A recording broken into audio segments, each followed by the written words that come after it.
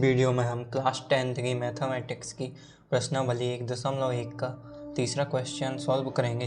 Question है अभाज्य गुणनखंड विधि द्वारा निम्नलिखित पूर्णांकों के एचसीएफ और एलसीएम ज्ञात कीजिए। पहला है क्वेश्चन है इसमें 12, 15 और 21, दूसरा है 17, 23 और 29, तीसरा है 8, 9 और 25। हम सबसे पहले क्वेश्चन यानी 12, 15 और 21 के एलसीएम और एचसीएफ ज्ञात करेंगे। इसके लिए सबसे पहले हम 12, 15 और 21 के अभाज्य गुणनखंडों को निकालेंगे। हम देखते हैं कि 12 एक सम संख्या यानी 2 से विभाज्य होगी, तो 2 से भाग देते हैं तो 6 बार भाग जाएगा। 6 को 2 से फिर से भाग देते हैं क्योंकि 6 सम संख्या 2 से विभाज्य होगी तो 3 बार भाग जाएगा। और 3 2 से विभाजित नहीं है, 3 को 3 से भाग देंगे तो 1 बार भाग जाएगा। इस प्रकार हमें 12 के गुणनखंड 2, 2, 3 और 1 प्राप्त हो गया। इसी प्रकार हम 15 के गुणनखंडों को निकालेंगे। 15 3 से विभाज्य है तो इसे 3 से भाग देंगे तो 5 बार भाग जाएगा। 5 को 5 से भाग देंगे तो 1 बार भाग जाएगा। तो 15 के गुणनखंड हमें 3, 5 और 1 प्राप्त हो गए। इसी प्रकार हम 21 के गुणनखंडों को निकालेंगे। तो 21 3 से विभाज्य तो 3 से भाग देंगे तो 7 बार भाग जाएगा, और 7 को 7 से भाग देंगे तो 1 बार भाग जाएगा। इस प्रकार हमें 21 के गुणनखंड 3, 7 और 1 प्राप्त हो गए। अब हम इन तीनों संख्याओं का एलसीएम ज्ञात करेंगे। तो सबसे पहले हम किसी भी संख्या के गुणनखंडों को लिख देंगे। हम 12 के गुणनखंडों को लिख देते हैं, 2, 3 और 1।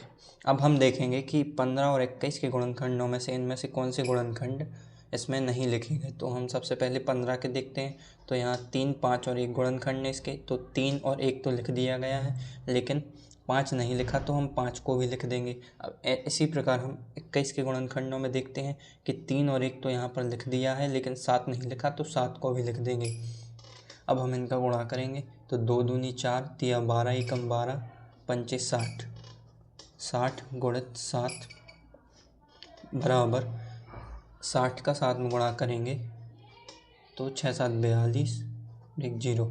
तो इन तीनों संख्याओं यानी 12, 15, 21 का जो एलसीएम होगा वो 420 होगा। अब हम इन तीनों संख्याओं का एचसीएफ ज्ञात करेंगे। हम देखेंगे कि इन तीनों संख्याओं के गुणनखंडों में कौन से गुणनखंड कॉमन है। तो इन तीनों संख्याओं के गुणनखंडों में 3 कॉमन है और उसके बाद फिर 1 कॉमन है। तो इन तीनों संख्याओं का जो एचसीएफ होगा वो 3 गुणित 1 यानी 3 होगा। इन तीनों संख्याओं 12, 15, 21 का एलसीएम 420 आ गया और एचसीएफ 3 आ गया। अब हम दूसरा क्वेश्चन 17, 23, 29 इसको सॉल्व करेंगे। इसके लिए हम इन तीनों संख्याओं के गुणनखंडों को ज्ञात करेंगे।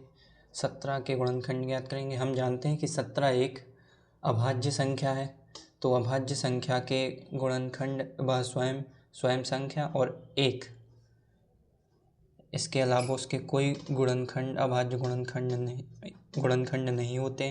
तो इसके गुणनखंडों को रूप में तो 17 को हम जब गुणनखंडों के रूप में व्यक्त करेंगे तो 17 गुणित 1 लिखेंगे। इसी प्रकार 23 भी एक अभाज्य संख्या है, तो 23 के गुणनखंड 23 और 1 बस यानी वह स्वयं संख्या और 1 इसके गुणनखंड होंगे, तो इसको 23 गुणित 1 के रूप में लिख सकते हैं। इसी प्रकार 29 भी एक अभाज्य संख्या है, तो 29 के गुणनखंड 29 और 1 होंगे, क्योंकि अभाज्य संख्याओं के गुणनखंड वह स्वयं संख्या और 1 होता है, यानी उसके केवल अभाज्य संख्याओं के केवल 2 गुणनखंड होते हैं।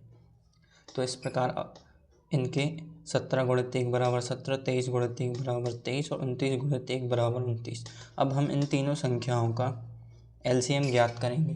तो किसी भी संख्या के गुणनखंडों को लिख देंगे। तो 17 गुणित 17 के गुणनखंडों को लिख दिया। अब यहाँ पर 1 तो लिख दिया लेकिन 23 नहीं लिखा, 23 भी लिख देंगे। अब 1 लिखा है, 29 नहीं लिखा, तो 29 को भी लिख देंगे। अब 17 का 1 में गुणा करेंगे तो 17 आएगा, और 17 का 23 में गुणा करेंगे तो 17 तिया 51, हासिल 5 आएगी। 17 दूनी 34 और 5 39, 391 आएगा, और 391 गुणित 29 आएगा। अब हम 29 का 391 में गुणा रफ में कर लेंगे। 391 गुणित 29, 9 एकम 9, 9 नाम 81, हासिल आई 8, 9 तिया 27, 8 35, 2 एकम 2, 9 दूनी 18, हासिल 1 आएगी, 3 दूनी 6 और 1 7, 9 3 8 5 13, हासिल 1 आई, 7 4 11। तो इन तीनों संख्याओं का जो एलसीएम होगा वो 11,339 होगा। अब हम इन तीनों संख्याओं का एचसीएफ ज्ञात करेंगे। अब हम देखेंगे कि इन तीनों संख्याओं के गुणनखंडों में कौन से गुणनखंड कॉमन है। तो इन तीनों संख्याओं के गुणनखंडों में एक कॉमन है, केवल एक ही दिख रहा है, तो इन तीनों संख्याओं का एचसीएफ 1 होगा। अब हम तीसरा क्वेश्चन देखते हैं। 8, 9 और 25, 8 के गुणनखंड ज्ञात करेंगे। तो 2 से विभाज्य, तो 2 से भाग देंगे तो 4 बार भाग जाएगा, 4 को 2 से भाग देंगे तो 2 बार भाग जाएगा, 2 को 2 से भाग देंगे तो 1 बार भाग जाएगा। तो 8 के जो गुणनखंड प्राप्त हुए वो 2, 2, 2 और 1 प्राप्त हुए। इसी प्रकार 9 के गुणनखंड ज्ञात करेंगे। 3 से भाग देंगे 3 बार भाग जाएगा, 3 को 3 से भाग देंगे 1 बार भाग जाएगा। इस प्रकार हमें 9 के जो गुणनखंड प्राप्त हुए वो प्राप्त हुए 3, 3 और 1। इसी प्रकार हम 25 के गुणनखंड ज्ञात करेंगे। 25 को 5 से भाग देंगे 5 बार भाग जाएगा, और 5 को 5 से भाग देंगे तो 1 बार भाग जाएगा। 25 के जो गुणनखंड प्राप्त हुए वो हुए 5, 5 और 1। अब हम इन तीनों संख्याओं यानी 8, 9 और 25 का एलसीएम ज्ञात करेंगे। किसी भी संख्या के गुणनखंडों को लिख देंगे 2 गुणित 2 गुणित 2। अब हम इसमें इन दोनों संख्याओं के गुणनखंडों में से देखेंगे कि इनमें से कौन सा नहीं लिखा है इसमें। तो इसमें 3 नहीं, 1 तो लिख दिया है, लेकिन इसमें 2 बार 3 आया तो 2 बार 3 और लिख देंगे। अब हम यहाँ पर देखेंगे कि यहाँ पर 2 बार 5 आया है, तो इसमें कहीं 2 बार 5 नहीं लिखा, तो 5 और लिख देंगे 2 बार, और 1 तो लिखा ही था। तो इन तीनों संख्याओं का जो एलसीएम आएगा वो आएगा 2 दूनी 4 दूनी 8 एकम 8 तिया 24, 24 तिया 72 होता है। तो 72 गुणित और 5 गुणित 5 25 होता है। ये यहाँ पर 72 लिखना था, 72 गुणित 25, तो 25 दूनी 50 होता है, और हासिल 5 आएगी। 25 सत्ते 175 और 5 180। तो इन तीनों संख्याओं यानी 8, 9 और 25 का जो एलसीएम होगा वो 1800 आ जाएगा, और इन तीनों संख्याओं का एचसीएफ होगा वो होगा। हम देखेंगे कि इन तीनों संख्याओं में के गुणनखंडों में कौन कौन सी गुणनखंड कॉमन है। तो केवल एक गुणनखंड कॉमन है, वो है 1। तो इन तीनों संख्याओं का एचसीएफ 1 होगा,